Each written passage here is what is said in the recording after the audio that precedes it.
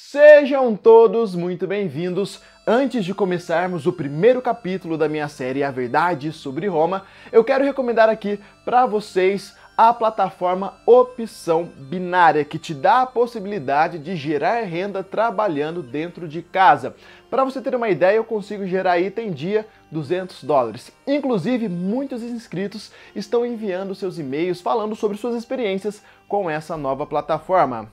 Milhares de pessoas pelo mundo inteiro estão usando e você pode fazer parte também. Se te interessa, se você quer saber passo a passo como funciona a questão do pagamento, como investir, como fazer parte da plataforma Opção Binária, basta acessar o primeiro link que vai estar aqui embaixo na descrição.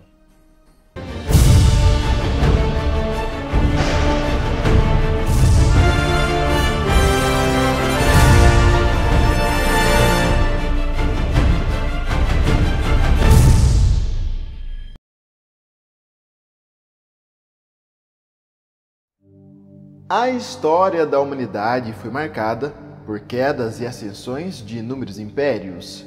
Existiram impérios tão vastos que abrangiam todo o mundo conhecido. Um desses impérios foi o Macedônico, que acabou sucumbindo frente às crises políticas, dando lugar a um povo ambicioso, os romanos. Roma começou como uma simples vila e se tornou um dos maiores e mais importantes impérios da história. Como tudo começou? Quem foram os primeiros romanos? Bem, a verdadeira origem de Roma é baseada em lendas e mitos que alimentaram a imaginação do povo daquela época. Poucos foram os registros históricos que sobreviveram ao longo do tempo. Isso fez com que fosse impossível explicar com precisão a origem de tudo.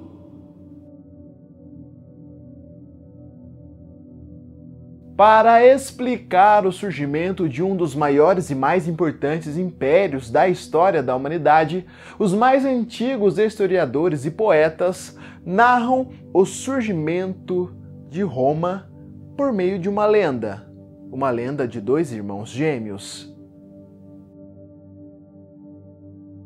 De acordo com a tradição mítica da fundação de Roma, existiam dois irmãos.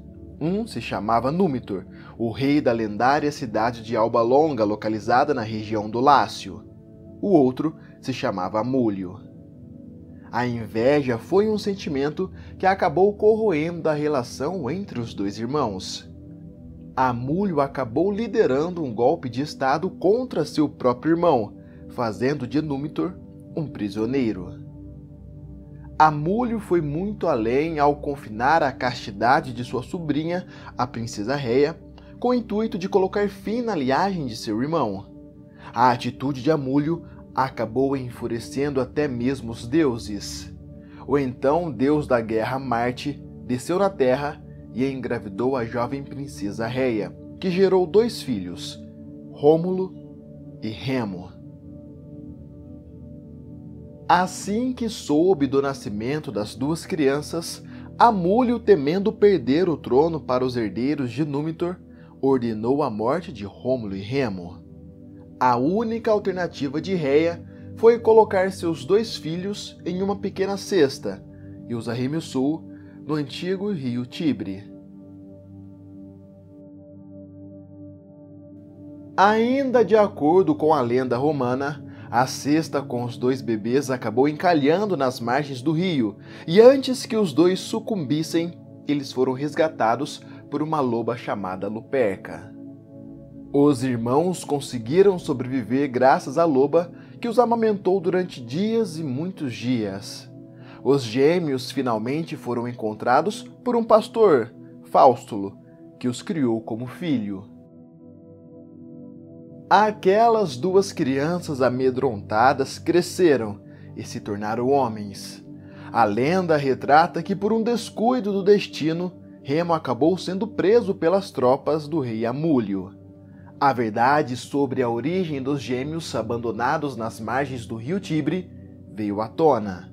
Rômulo, logo após saber sua verdadeira origem, destronou seu tio Amulio e libertou dois prisioneiros, seu irmão Remo e seu avô, Númitor.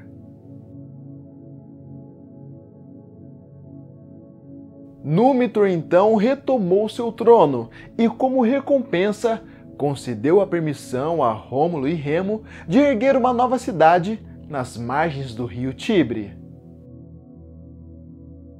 Infelizmente, a história desses dois irmãos tem um final trágico marcado pelo ego e pelo orgulho.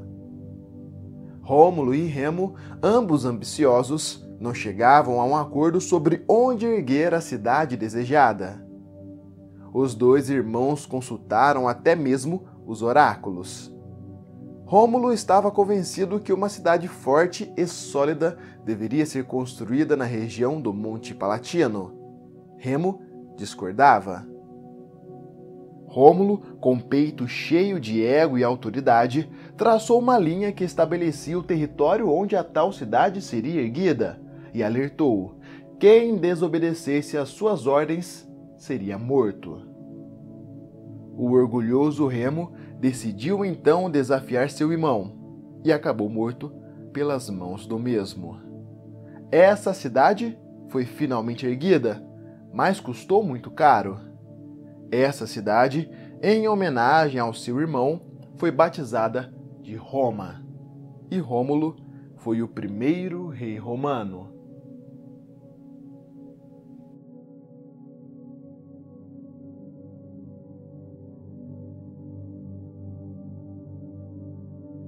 Apesar dessa lenda ter sido escrita pelo poeta Virgílio, ela foi considerada durante séculos e mais séculos uma verdade absoluta. Para você entender o surgimento da cultura romana, o surgimento da sociedade romana, você tem que entender essa famosa história de Rômulo e Remo. Acredita-se que Roma foi fundada por volta do ano de 753 a.C., na região da Península Itálica, que está localizada entre a Península Ibérica e a Península Balcânica. A região da Península Itálica foi uma região estrategicamente favorável para os romanos, permitindo a invasão em regiões da Europa, da Ásia e da África. A origem do povo romano vem de uma mixigenação de povos que habitavam a região da Península Itálica, povos como os latinos, sabinos e etruscos. Esses povos sempre se estabeleciam nas margens dos rios, onde a colheita muitas vezes era melhor e havia água para a subsistência. Roma surgiu de fato nas margens do rio Tibre.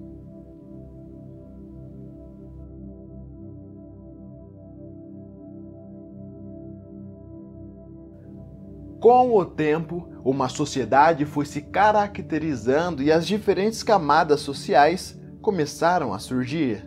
No topo da pirâmide social romana estavam os chamados patrícios, os grandes aristocratas proprietários de terras e detentores dos direitos políticos. Em seguida, estavam os chamados clientes, que desfrutavam da liberdade, mas a grande maioria não possuía terras e trabalhava para os patrícios. Logo atrás, temos os plebeus, que também desfrutavam da liberdade, mas era a classe menos favorecida. Por último, os escravos. Em Roma, durante muito tempo, você se tornava escravo por meio do endividamento ou por meio da guerra, como prisioneiro de guerra. No início, a economia do povo romano era baseada no pastoreio e na agricultura, mas era exclusivamente para suprir aquelas necessidades imediatas. Tudo era focado para a subsistência.